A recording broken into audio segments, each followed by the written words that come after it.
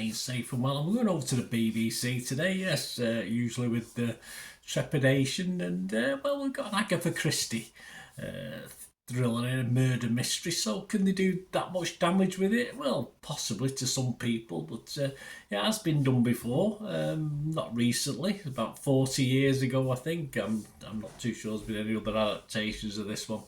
But we're going to look at something called Murder is Easy. Please, if you're new to the channel, push that subscribe button, push the bell notifications. Everything film and TV, of course. Great to have you on board. This is a couple of episodes on BBC and BBC iPlayer, so just under 2 hours. So join me and let me know your thoughts on it as well. Let me know how it is. I'll give you a response, or if it just needs me to give you a little thumbs up or a like I hope you can do with this vlog. Not the BBC, just for me, mate. Don't because I know most of you give us a thumbs down based on past experience on BBC stuff.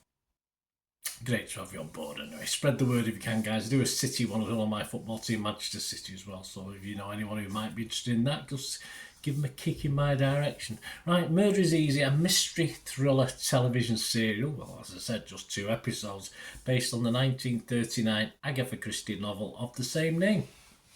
This is adapted by Sian Edwunmi Lebert and directed by Minu Gar. There you go. Premiere on BBC One and BBC iPlayer on the 27th of December 2023. So I think you get probably about 12 months to watch this now from Christmas time. Yeah, I did mention the other adaptations. There's one featuring Bill Bixby and Leslie Ann Down. There you go, the Hulk and Leslie Ann Down back in 1982. And I think it has been part of the Miss Marple series as well over the years. So this sort of story's been picked up. But the book is actually just about a standalone character, a retired policeman. So there's no link, as opposed to it's a sort of Miss Marple type thing, if you like. So yeah, if Miss Marple gets killed in the first 10 or 15 minutes of a film, which doesn't normally happen, but there you go. Anyway, it's about Luke Fitzwilliam, who's played by I'll give you the actor in a minute. He's a retired policeman when he meets a mysterious Miss Pinkerton. Yes, nothing to do with the Pinkerton police force. On a train, Pinkerton discusses with him that a series of deaths in the village of Winchwood under Ash are not accidental, and there's a killer on the loose. Later, Miss Pinkerton is also found dead, and Fitzwilliam steels himself to uncover the murderer before they strike again. Yes, this stars David Johnson in the lead role as it's Fitzwilliam, Morfydd Clark is Bridget, Penelope Wilton, Miss Pinkerton, Sinead Matthews as Miss Wainfleet, Tom Riley as Lord Whitfield, Douglas Henschel as Major Horton, yeah, the good guy, Matthew Bainton as Dr. Thomas, Mark Bonnet as Reverend Humbleby, Nimra Bircher as Mrs. Humbleby, Tamsin Outhwaite as Mrs. Pearce, and John Pointing as Rivers. So there you go. I've had a quick look at some of the scores and reviews. Bit mixed on this one. Some like it, some don't. Understandably, the Radio Times was quite impressed with it, but then again, it's on BBC, so I'm sure they do give bad reviews to their own things, but it'd be a bit pointless, wouldn't it? Just don't put one in. If you're going to give something a bad review, just don't do it. That's as simple as that.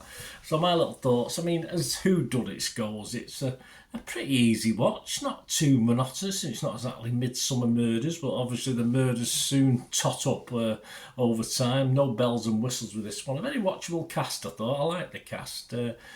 Good actors, which isn't always the case in Midsummer Murders, and a very likeable lead, as I said, in of course David Johnson, who plays the detective in this. Of course, he's not a retired detective; he's a young detective, and he's only a young sleuth, if you like, in this one. So there have been slight alterations to the actual book and other adaptations.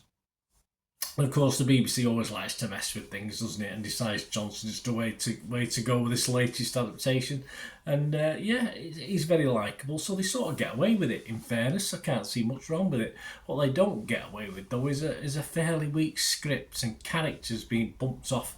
And to be honest with you, I don't care less about them. We don't get to know that much about them to worry about whether they're getting killed or not. So yeah, that's for me. I want someone to be, I want to care about people. So if they're all getting bumped off, it loses its impact if you don't care about them anyway.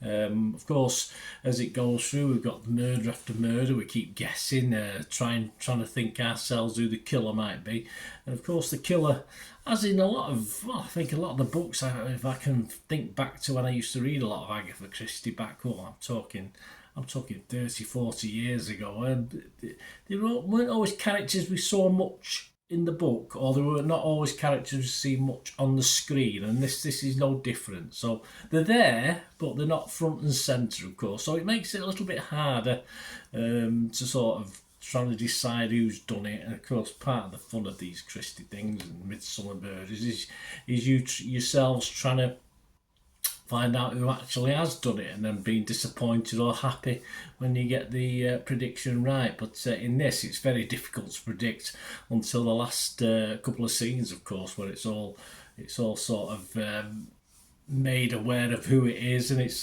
felt a little bit rushed to me. Felt a little bit all rushed and all packaged together very, very nicely at the end, but all seemed a little bit, all right, okay. So that's the sort of feeling you get when you find out who the murderer or murderers are. It's okay as an afternoon watch. You can probably even doze off while you're watching it and still get the gist of it. It's not too difficult. And of course, despite the number of pulses being stopped during this series, it's not exactly pulse racing for you as a watcher. So if you like a little bit more action in your whodunit, it's a little bit more, not too gory. It's not very gory. There's obviously not a lot of there's blood, but it's done very, very what's the word? Very nicely. It's just a nice serial killer. It's a serial killer film that isn't that scary or isn't that worrying. So yeah, it is a shame. The hunt for a serial killer, of course, if you think back to some of the classics, but hey, it's Agatha Christie, but I don't think it's one of the best. And of course, adaptation, it's probably not one of the best either. For me, it was too nice, perhaps too BBC, but I am going to give it a minimum mark because for the likeable lead in it, I like Johnson in it. I thought he did a good job. I'm not seeing him in too much. I've seen him in bits and pieces, but he's okay, so I will give it a mark. If it was Rotten Tomatoes, I'd probably mark it rotten. I couldn't give it fresh over rotten. If it was Metacritic, I'd be mixed on it, and of course, I'm going to give it my bare minimum score, which I give a score rather than give nothing. Any less than this, I don't score anything. But I'm going to give it a 5 out of 10 because I sort of sat and watched it, and it was okay. No, I didn't guess the killer till it was all sort of put on a plate for us towards the end. So see if you can, if you want to watch this anyway.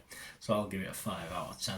Let me know what you think, guys. Not the greatest, but hey, it's just throwaway stuff. I won't be going back and watching it. I might try and dig the Bill Bixby one up. Bill Bixby and Leslie Ann Down one up. I just want to have a look at that now, just to have a see. But yeah, so it made me want to do that anyway. Thanks for watching, guys. Until we meet again, and that's one thing, don't I? Please stay safe, everyone. Bye for now.